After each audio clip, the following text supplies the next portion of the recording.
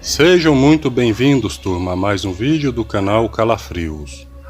Para você que gosta desse tipo de conteúdo, eu peço que deixe aqui a sua inscrição. Deixe também o seu like, pois assim você também estará contribuindo para o crescimento e o fortalecimento do canal, e assim estarmos sempre trazendo conteúdos para vocês. E vamos de história.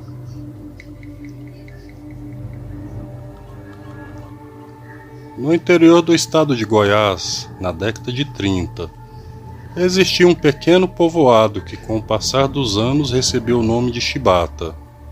Seu Luiz viveu boa parte de sua vida naquele lugar.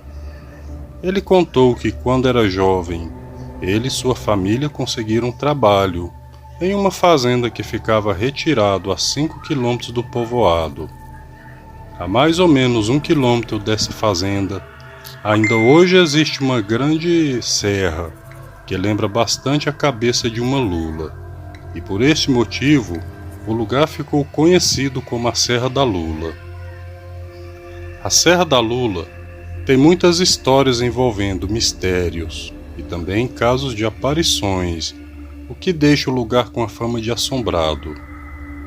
Luiz conta que existe relatos de pessoas que já foram atacadas em torno da Serra da Lula por criaturas misteriosas, criaturas essas que ninguém nunca conseguiram explicar o que realmente eram.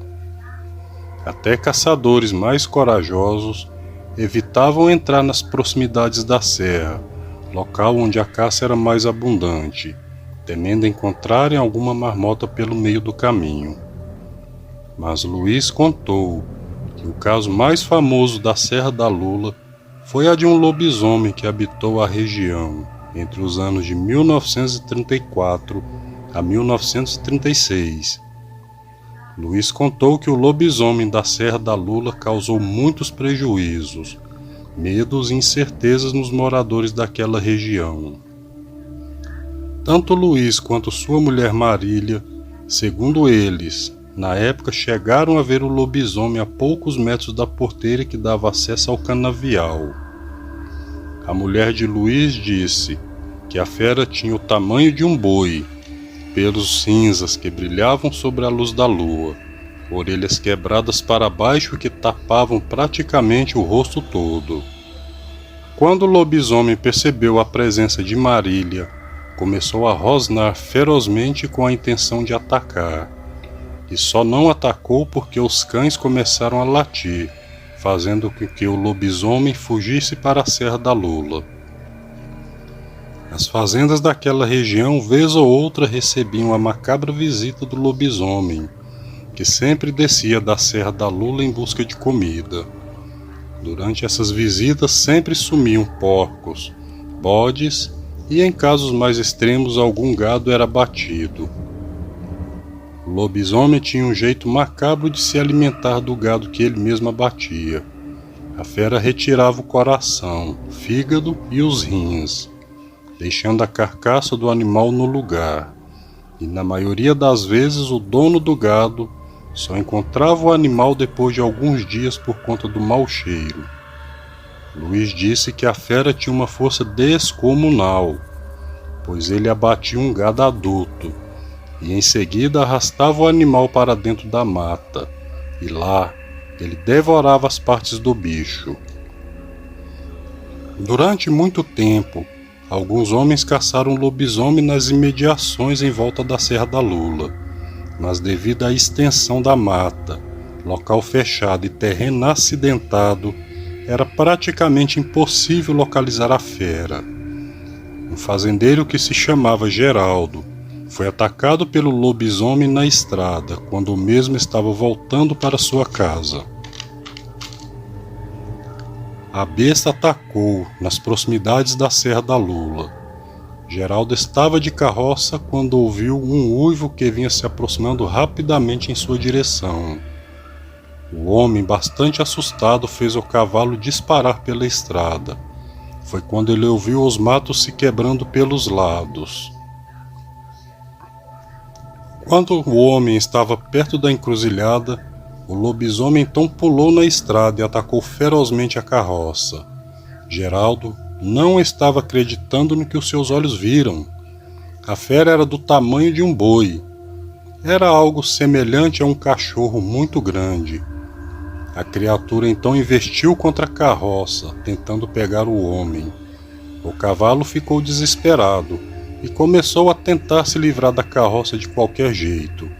E foi nesse exato momento que Geraldo foi atirado violentamente contra o chão. Luiz contou que foi intervenção divina, porque quando Geraldo caiu, a fera focou somente no cavalo, e ao invés de atacar Geraldo, a criatura saiu perseguindo o cavalo, que àquela altura já tinha arrebentado a carroça toda e saiu em fuga pela estrada fora. Luiz disse que o homem ficou bastante machucado, com vários ferimentos na cabeça, e teve um dos braços quebrado.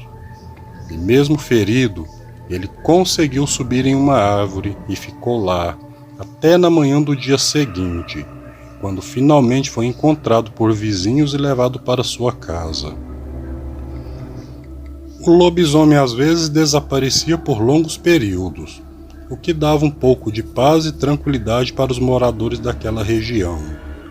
Mas um fato muito curioso era que o pequeno povoado nunca foi atacado. O lobisomem se limitava apenas nos arredores da Serra da Lula, o que fazia muitos acreditarem que poderia ser alguém que morava no povoado que se transformava em lobisomem.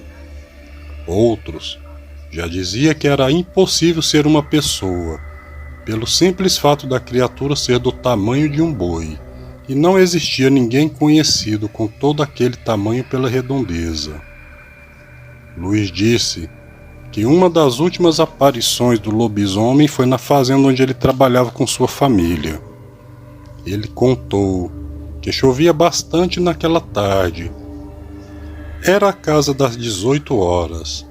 Luiz havia acabado de colocar comida para os porcos e veio subindo em direção de sua casa. Antes de chegar em casa, Luiz sempre tinha que passar por uma pequena mata. Ele disse que quando estava quase saindo, o lobisomem saiu de dentro do mato e ficou ali, parado a poucos metros de onde ele estava. Luiz ficou totalmente paralisado e sem nenhuma reação. Na hora, ele nem pensou em fugir. O lobisomem ficou durante alguns minutos encarando o homem na trilha. Foi então que ele soltou um uivo e simplesmente foi embora na direção da Serra da Lula. Ninguém nunca mais relatou avistamentos ou ataques do lobisomem pela região. A criatura simplesmente entrou no mato da Serra da Lula e nunca mais foi visto.